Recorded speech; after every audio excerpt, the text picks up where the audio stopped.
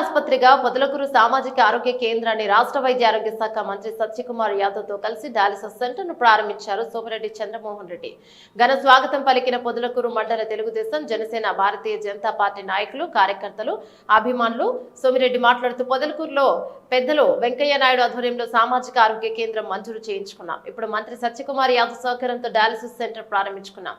ఒక్క పొదలకూరు మండలమే కాదు, రాపూరు, సైదాపురం, చేజర్ల, మనుబోలు, కరువాయి, సంఘం మండలాల్లోని ప్రజలకి డయాలసిస్ సెంటర్ ఎంతో ఉపయోగపడనుంది.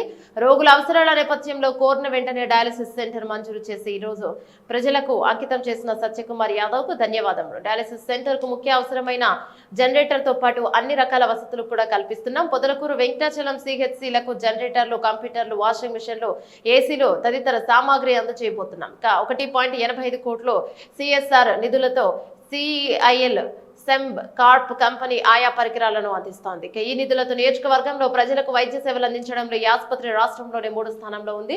సర్వేపల్లి నియోజకవర్గంలోని అన్ని ఆసుపత్రులకు ఒక రూపు తెచ్చే ప్రయత్నంలో ఉన్నాం. నా స్వగ్రామం అల్లీపురంలో జిల్లా పరిషత్ ఉన్నత పాఠశాల ప్రాథమిక ఆరోగ్య కేంద్రం నవలాకుటలతోనే జెడ్పీ హై స్కూల్ కు 4 ఎకరాల స్థలాన్ని మా కుటుంబమే ఇచ్చింది. ఈ రోజు ఆ భూముల విలువ 30 కోట్ల పైమాట అని తెలియజేశారు.